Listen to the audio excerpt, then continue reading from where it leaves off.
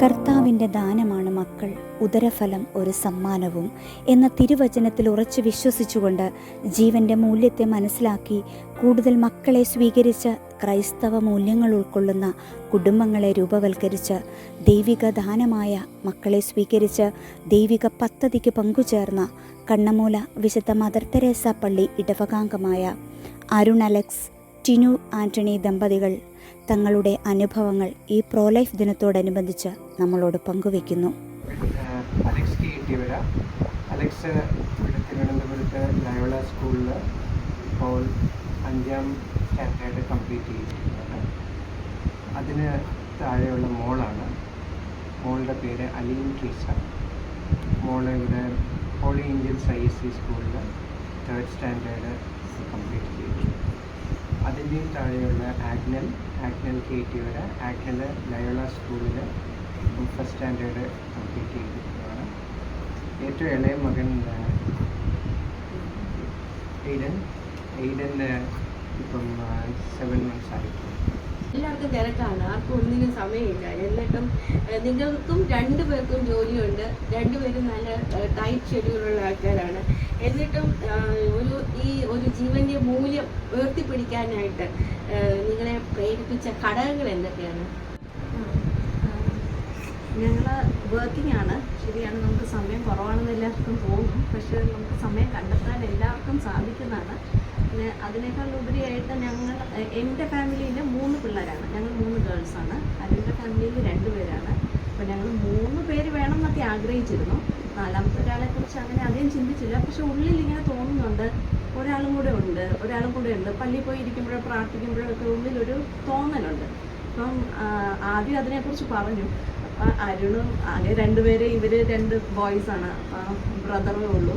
അപ്പോൾ ആദ്യം നമുക്കും ഉൾക്കൊള്ളാൻ ഏജും എല്ലാം കൂടെ ആലോചിച്ചപ്പം ഉൾക്കൊള്ളാൻ ആദ്യം ഒരു പ്രയാസമായിരുന്നു. തോന്നൽ മാത്രമാണോ, അപ്പോൾ ദൈവം എന്തെങ്കിലും സിഗ്നൽ തരുന്ന അരുൺ എപ്പോഴും പറയുമായിരുന്നു. അപ്പോഴും ഇവിടെ ഇടവകയിൽ കുർബാന കൂടാൻ വന്നപ്പം അന്ന് ഞാനിങ്ങനെ പ്രാർത്ഥിച്ചു തുടങ്ങിയപ്പോൾ, കുർബാനയുടെ തുടക്കം തന്നെ ഇങ്ങനെ ഏജൊക്കെ മുന്നോട്ട് പോവാണ്, ഇനി ഒരു ചൈൽഡ് ഉണ്ടെങ്കിൽ പെട്ടെന്ന് തന്നെ ആവട്ടെ എന്നിങ്ങനെ ആഗ്രഹിച്ച് ദൈവം എന്തെങ്കിലും ഒന്ന് പറഞ്ഞു തരണേ എന്നൊക്കെ ഇങ്ങനെ വിചാരിച്ചുകൊണ്ട് ആ കുർബാന കൂടിയപ്പം നമ്മുടെ ജീവനച്ഛൻ്റെ പ്രസംഗത്തിൽ അച്ഛനിങ്ങനെ വൈദികർ കുറയുന്നതിനെക്കുറിച്ചും കന്യാസ്ത്രീമാർ കുറയുന്നതിനെക്കുറിച്ചൊക്കെ സംസാരിച്ചു. അപ്പോൾ അച്ഛൻ പറഞ്ഞു, നമ്മുടെ കുടുംബത്തിൽ അംഗങ്ങൾ കുറയുമ്പോഴാണ് ഇതൊക്കെ സംഭവിക്കുന്നത്. അപ്പോൾ ഫ്യൂച്ചറിൽ ജനറേഷൻസിന് വേണ്ടി നമ്മൾ കൂടുതൽ കുഞ്ഞുങ്ങളാകണം എന്നൊക്കെ പറഞ്ഞ്, എന്നിട്ട് അച്ഛൻ അവസാനിപ്പിക്കുന്നത് ഇങ്ങനെയാണ്: ഞാനിതൊന്നും പറയാനല്ല ഉദ്ദേശിച്ചത്, പക്ഷേ ആർക്ക് വേണ്ടിയാണ് ദൈവം എന്നെ കൊണ്ട് പറയിപ്പിച്ചാണ്, എനിക്ക് അങ്ങനെ ഒരു തോന്നൽ ഇപ്പോൾ തന്നാണ്, ഞാനിതൊന്നും അല്ല പറയാൻ പ്രസംഗത്തിൽ ഉദ്ദേശിച്ചതെന്നാണ്. അപ്പോൾ തന്നെ ഞങ്ങളുടെ മനസ്സൊക്കെ ഒന്ന് തുറന്നു. ക്രിസ്മസ് ഡിസംബറായി. അപ്പോൾ ക്രിസ്മസിന് മുമ്പുള്ള കൊന്തയിലൊക്കെ പങ്കെടുത്തു. ആ സമയത്ത് ഞാൻ കൊന്ത കഴിഞ്ഞ് പ്രാർത്ഥിച്ചുകൊണ്ടിരുന്നപ്പോൾ ബൈബിളിനകത്തൊരു കുഞ്ഞിനെ കാണുന്നു. അപ്പം ക്രിസ്മസ് അല്ലേ, ദൈവവചനം എന്ന് പറയുന്ന ഈശോ അല്ലേ എന്നൊക്കെ വിചാരിച്ച് അങ്ങനെ ആയിരിക്കും ഉദ്ദേശിച്ചതെന്ന് അങ്ങനെ ഒരു കണ്ടു പ്രാർത്ഥിച്ചുകൊണ്ടിരുന്നപ്പോൾ. അതേസമയം വൈകുന്നേരമായിരുന്നു. അപ്പോൾ അതേസമയം അരുണ് കുർബാനയല്ല ആരാധന കഴിഞ്ഞ് പുറത്തേക്ക് ഇറങ്ങിയപ്പോൾ അവിടെ ഒരു ഡാനിയൽ അച്ഛൻ്റെ ധ്യാനം, ഒരു ഷോർട്ട് ധ്യാനം നടക്കുന്നുണ്ടായിരുന്നു. അതിനുവേണ്ടി വന്ന ആളാന്ന് തോന്നുന്നു. ഞങ്ങൾ ആ വ്യക്തിയെ ഇതുവരെ കണ്ടിട്ടില്ല. അദ്ദേഹം ഇങ്ങനെ പോകാൻ ഒരുങ്ങായിരുന്നു. അപ്പോൾ അദ്ദേഹം അരുണിനെ കണ്ടിട്ടാണെങ്കിൽ പറഞ്ഞു, I have A message for you, God has A message for you എന്ന് പറഞ്ഞു. എന്നിട്ട് അപ്പോൾ പറഞ്ഞു, you should have more children എന്ന് ദൈവം പറയുന്നു എന്ന് പറഞ്ഞു.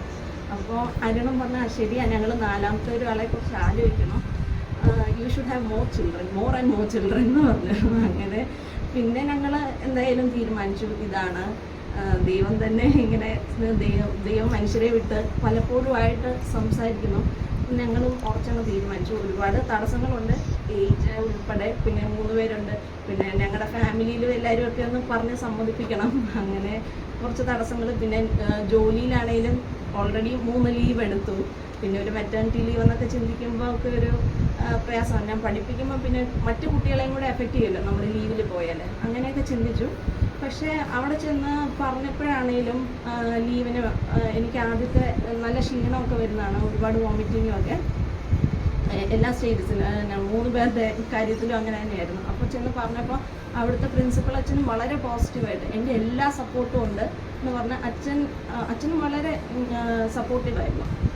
അങ്ങനെ എല്ലാ മനുഷ്യരും ഒക്കെ സപ്പോർട്ട് ചെയ്താണ് ഞങ്ങളുടെ ഇങ്ങനെ ഒരു ഫാമിലി, വർക്ക് പ്ലേസിലായാലും പേരൻസ് ആയാലും എല്ലാവരും ഒക്കെ സഹകരിച്ചും ഒക്കെയാണ് മുന്നോട്ട് പോയത്. അപ്പോൾ നമ്മൾ ഒന്ന് തീരുമാനിച്ച് മുന്നോട്ട് വന്നാൽ പല വഴിയിലൂടെ ദൈവം നമ്മളെ സഹായിക്കും എന്നത് ഞങ്ങൾക്കിപ്പോൾ തീർച്ചയാണ്. അതുകൊണ്ട് ധൈര്യമായിട്ട് മുന്നോട്ട് പോകുന്നു.